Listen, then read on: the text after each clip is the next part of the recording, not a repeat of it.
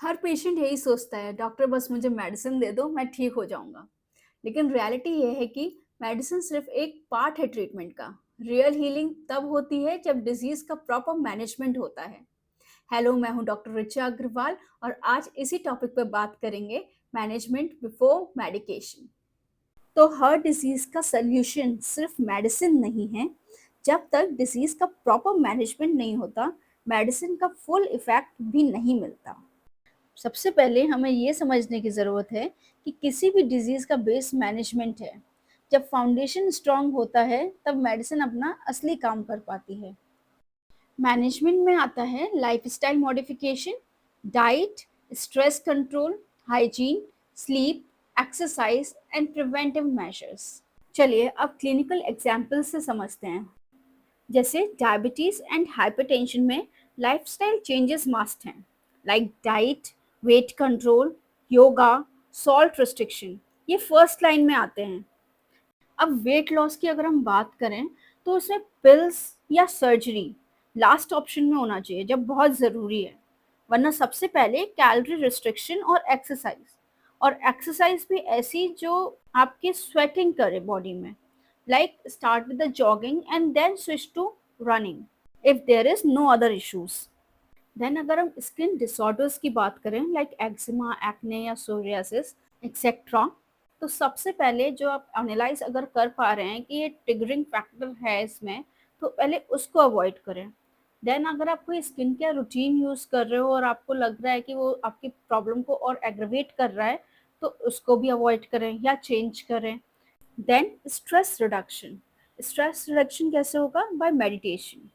सबसे पहले मैनेजमेंट करिए, मेडिसिन तो अपना काम करेंगी ही, और मैनेजमेंट जो है मेडिसिन के वर्क को और बूस्टअप कर देगा। देन मैंने प्रीवियस स्किन वीडियोस में भी कहा है, इमोलरेंट बहुत इंपॉर्टेंट है। Now what are emollient? Emollient वो सब्सटेंस हैं जो स्किन को हाइड्रेटेड बनाते हैं, स्मूथ करते हैं, सॉफ्ट करते हैं। इमोलरेंट स्किन केयर का बैकबोन है। ये फर्स्ट लाइन थेरेपी है almost all chronic skin disorders के लिए। ये स्किन को रिपेयर और प्रोटेक्ट करते हैं, वाटर लॉस रोकते हैं और इरिटेंट एलर्जेंस ब्लॉक करते हैं।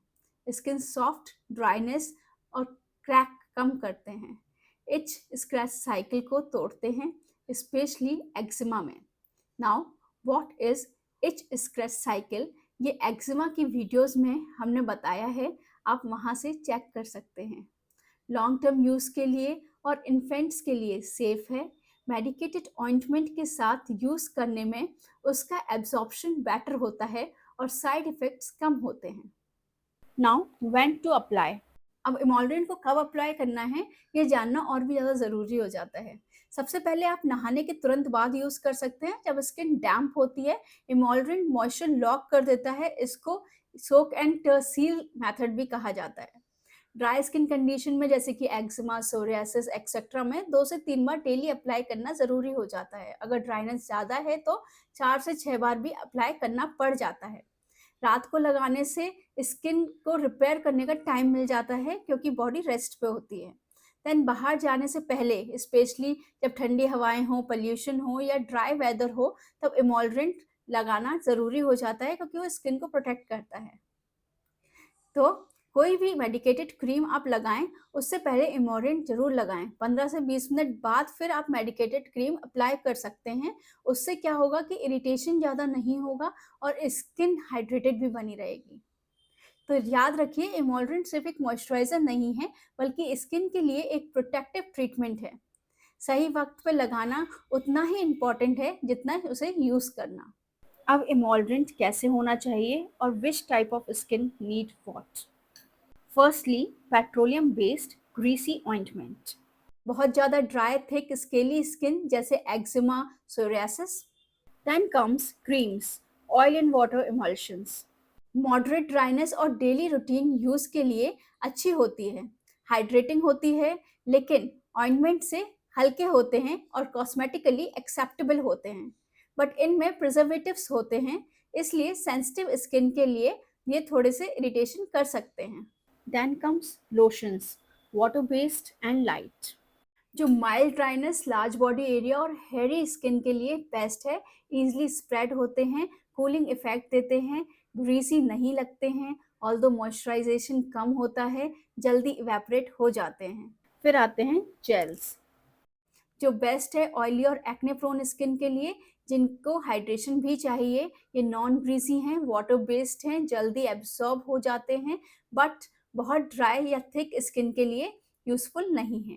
अब इमोलरेंट जो मैं अपने पेशेंट्स को रिकमेंड करती हूँ, जो बेस्ट है for Indian, as it is easily available और affordable, natural and chemical free, preservatives कम होते हैं, deep penetrating, that is coconut oil and mustard oil. क्यों? Because coconut oil strong antibacterial and anti fungal effect देते हैं, skin barrier को improve करता है और वाटर लॉस कम करता है।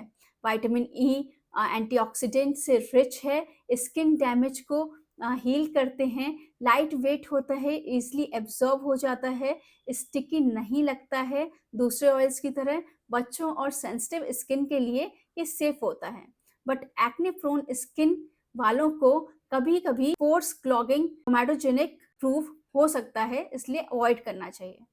देन मस्टर्ड ऑयल की बात करें तो oleic acid, linoleic acid, then vitamin E और ओमेगा 3 फैटी एसिड्स से रिच है, ड्राई क्रैक्ड स्किन को मॉइस्चराइज करता है, वार्मथ और सर्कुलेशन इम्प्रूव करता है, mild antifungal and antibacterial properties भी होती हैं।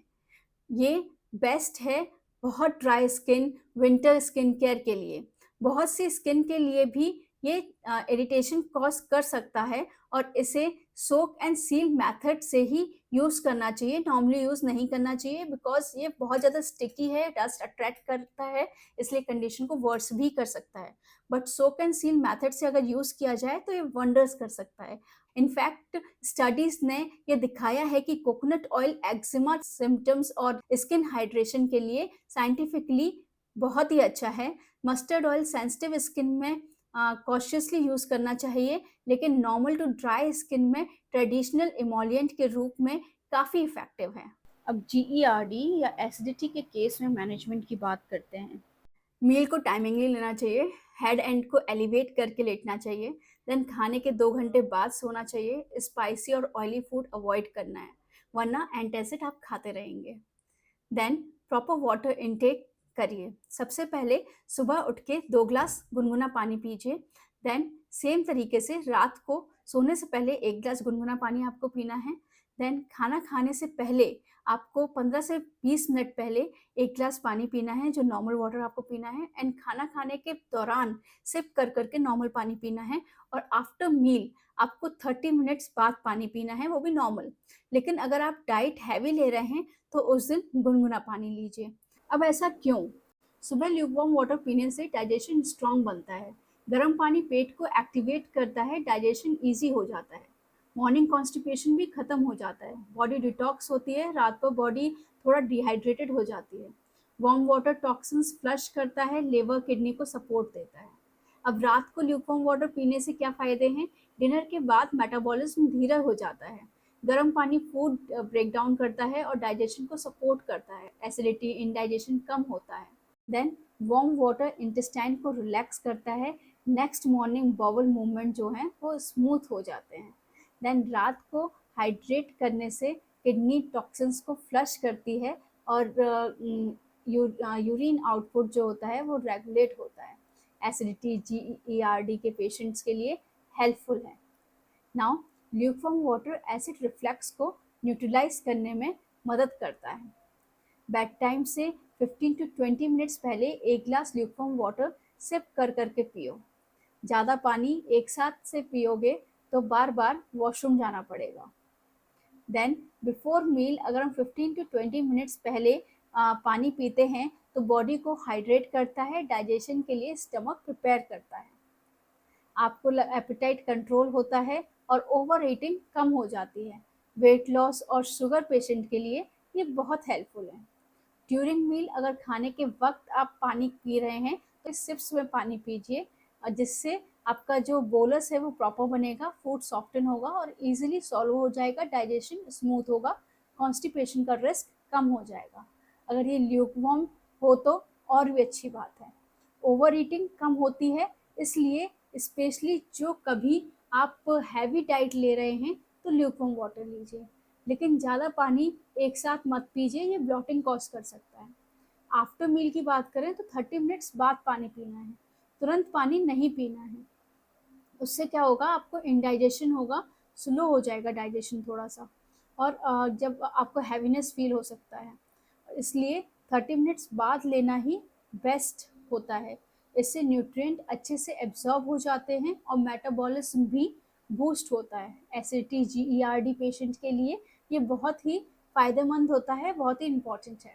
Now why management first?